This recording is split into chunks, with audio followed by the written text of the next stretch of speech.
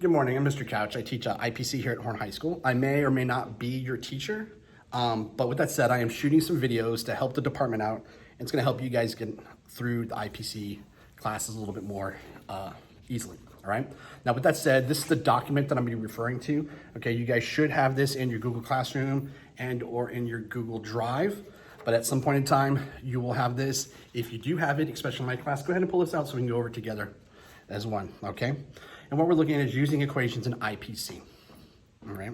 So as much of science is mathematically based, the entire key to understanding how to solve problems in IPC is to make sure that you know what your units are and what they measure.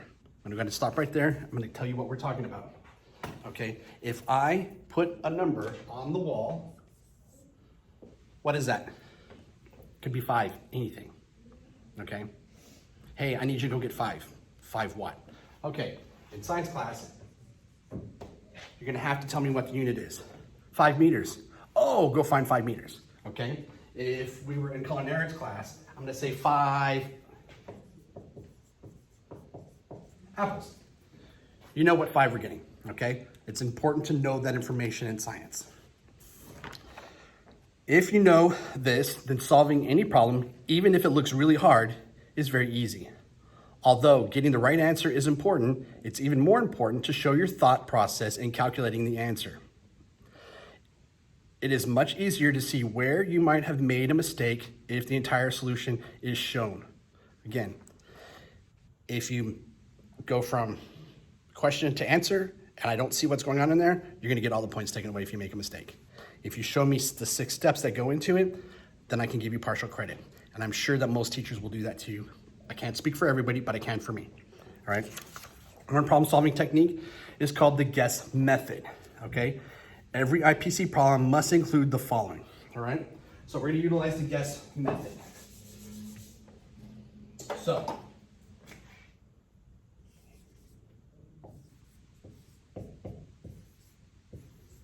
guess, all right? If you guys look at your document, the first one is G and it's given.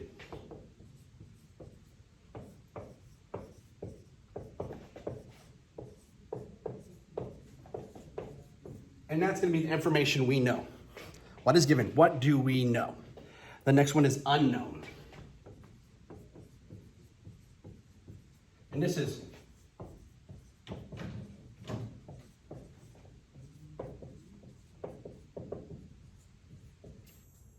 what are we looking for? Okay, what are we looking for?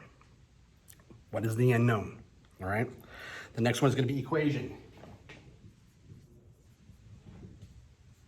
Okay, equations can be anything. It could be speed, it could be velocity, it could be anything that we're looking for, okay? Whatever it is we're looking for is gonna get plugged in here. I'm not gonna plug anything in here because this is just a tool to get there. This will be specific to whatever it is we're discussing, okay? The one is gonna be substitution.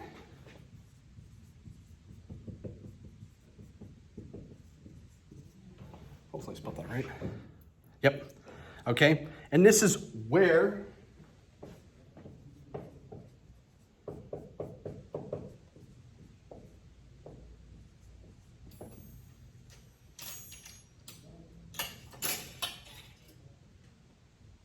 and that is where the number's going, okay? Where are they getting plugged into the formula, okay? And the last one is solution.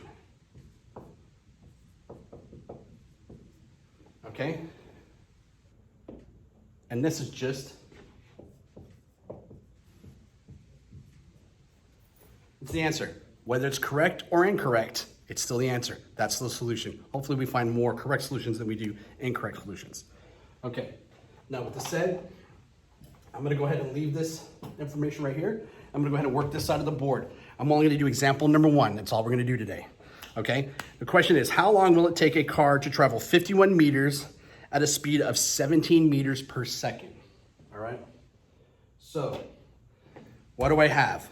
My given is I know it's 51 meters. I also know that it's traveling at 17 meters per second. Those are things I know, all right? What is my unknown? The question is, how long will it take? That's time. My unknown is gonna be time. I don't know what that is. Have no idea, okay? Then my equation is gonna be based off this one, we're looking at the speed formula. So the formula is speed is equal to distance divided by time. In this situation right here, they use velocity in lieu of speed. I'm gonna explain that in another video, not right now. So we can interchange those. All right, you just gotta take my word for it. Okay, and now my substitution is gonna be, what am I looking for? All right, so now we gotta plug this in. So I know that meters is my distance.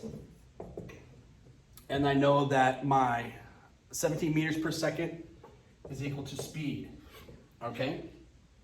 So I do know that information. Now what I'm looking for is my T. I'm gonna move this stuff out of the way so I have a place to work with right here, okay? And I'm just gonna move my formula. Speed is equal to distance divided by time. Okay, we got a couple of ways we can do this. If you are algebra geniuses, what I'm gonna do is I'm gonna manipulate this formula around for what I need it to do, okay? I need to get this isolated by itself. So how do I isolate this by itself? I'm gonna multiply by T. If I do it to one side, I have to do it to the other side, okay? So I'm gonna bring this down to the next step. So I've got TS is equal to D, right? Those two mark out. Now, is my T separated? Absolutely not. But what can I do to get my T times S? What can I do to get my T by itself? And that is divide by S. If I divide by S on one side, I have to divide by S on both sides. So the formula I'm actually using is this one right here. T is equal to distance divided by speed. That's one way, okay?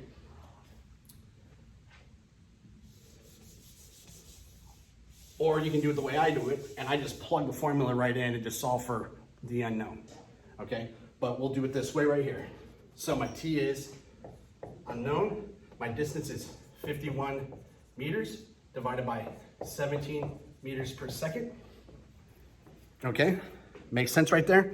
Now, let's go ahead. Meters divided by meters is no meters. So what is my unit left? Seconds. Does seconds satisfy time? Absolutely. So I know that I'm working in the right direction. Okay, I'm gonna go ahead and move this formula out of the way. Okay, now my next step is, I'm gonna take 51 and divide it by 17. And if I do that, I'm gonna come up with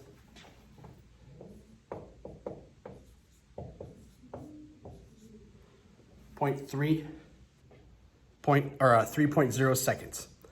And that's to solve it. And all I did, and this is my solution. Okay? Recap. Given. My unknown.